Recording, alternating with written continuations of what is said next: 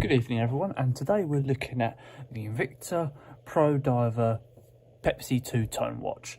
This sits at around about 42mm face diameter, so it's a 42mm automatic version. Before we actually look at the watch itself, we'll have a brief look at the box. So as you can see, that's orange. It's that yellow theme that Invicta likes to follow for all their watches. Not a very common sort of style, apart from unless you had, say, a Breitling outside box or something like that. Not a very common theme to a box. So yeah, the box is fairly light sort of weight. Not much quality to it, but it seems to be like hardened cardboard or hardened plastic in there, with a slight cushion top to it as well, and like lime grain, with a simple hinge lid. I think it's a hinge lid. Yeah, hinge lid system. Overall, corners very nice as well. Nice sturdy box. Sits at just under 10 centimeters across. Lengthwise, around about 11, and thickness around about 9. So it's a sort of a light to medium sized box. It's not too thin. Probably just about right for this kind of watch.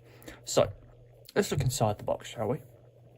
So nice, simple, as you can see, lift-off system with a plain black matte embossed writing on the outside. So there we go. We'll look at this in a minute, this watch.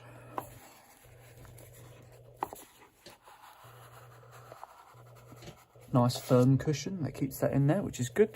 It's not flimsy. Inside, the components seem well made as well. Box is very sturdy, very nice. A nice little sock in here as well for that Invicta register for a year extra warranty. All thick card used in here. Not much cushion except for the actual sock that holds that watch in place. So yeah, all in all, very nice box and functional design. Not flimsy whatsoever, as you'd expect. So now the bit that we really care about is the watch itself. So this is the Invicta Pro Diver Pepsi two-tone watch in 42mm automatic version. Model number, if you want to know the model number, is 29180. So it's only a simple model number like that. Price of this watch retails at around about £140. You can get this on Amazon. If you're quick, you can probably get it on the Amazon try before you buy scheme. Weight of the watch, let's have a look with this off. Weight of the watch, it's got some decent weight to it, probably similar sort of weight to say a AAA replica Rolex, so it's not too bad in terms of the weight. I should have measured it, but it's not a bad heft to it. Starting at the face, let's get rid of these the underwear essentially. There we go. An initial look at the watch.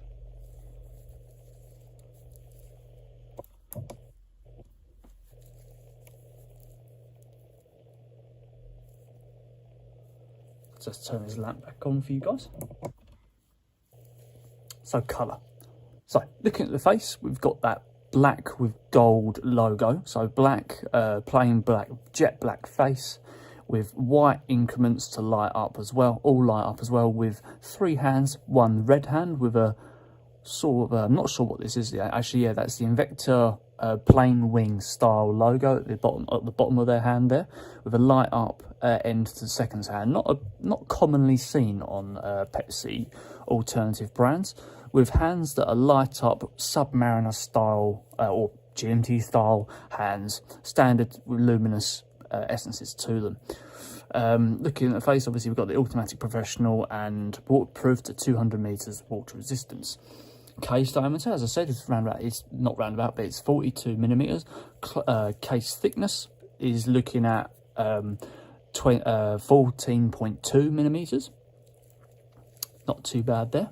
As you can see, the casing here is fully stainless steel with that mirror finish. So I've had my fingers on this before.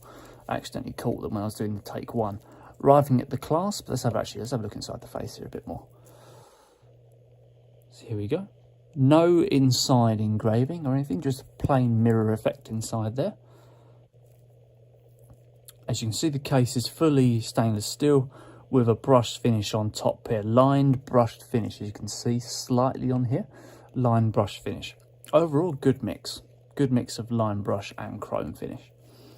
Arriving at the crown, obviously we've got the gold crown with that Invicta logo on there, with a nice sturdy crown by the looks of it. Looking at the bezel, we've got a very, very strong bezel to that, so really nice quality with no play whatsoever. That's a really good feature to see on a watch. No playback on the movement of the bezel. Excellent incremental movement here, good clicking system in there. You may notice that this, obviously this is a two-tone Pepsi, but then the gold finish on the back of this blue and red finish is an excellent sort of piecing together. You may also realise this isn't a light, but then the blue isn't quite the blue of, say, an actual Rolex Pepsi. It's a bit darker, and you will notice that the numbers aren't, say, a 2023 model. They are probably equivalent of, say, a pre-2005 Pepsi bezel or something like that, with a gold finish, obviously. But excellent movement to the crown there. Not crown, sorry, bezel. Excellent movement, with a nice thick Cyclops eye as well. And we've got a luminous, I'm not sure what this bit's called, but you've got a luminous little bubble on top of here as well. Commonly seen on a Rolex Pepsi. So, unscrewing the crown. Let's have a look at what it's like. Seems to be an okay movement, not too strong. Not what you expect from, say, a Rolex. Let's pull that pin out here. Yeah, good, nice thick clicks there, and a good rotation to the hands. When you spin it, it doesn't fly around the face, which is excellent to see. Good quality there. Let's set this to the time now. So let's move this back a bit. So this is 6:40 at the moment. About there.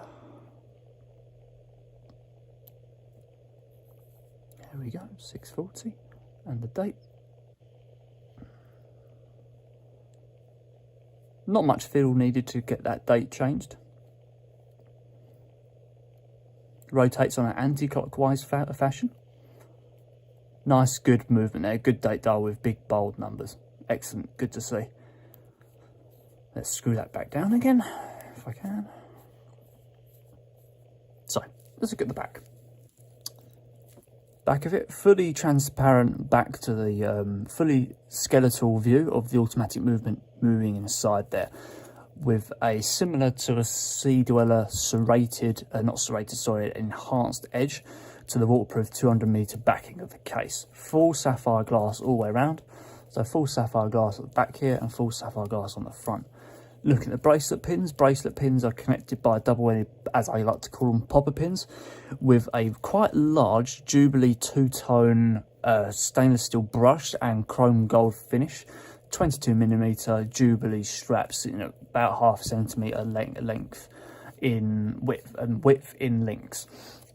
Links aren't uniform, they go slightly smaller as you go down, as you can expect with most Pepsi models.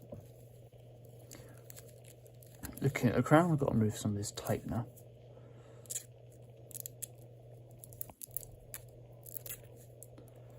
Look at the crown, it's a simple cover and fold over system, I believe. Yep, nice thick strong fold over system. Not quite really a fan of this cheap sort of fold over system look here. No serials on it.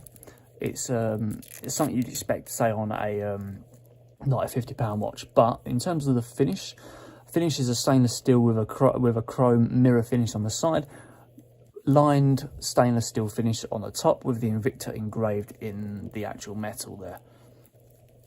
Overall, clasp is done really nicely, with a little bit of adjustment in the Jubilee strap here as well. So let's put this on the wrist and see what it looks like. Good clicking system, doesn't feel flimsy. So that is the Invicta Pro Diver Pepsi two-tone watch in automatic.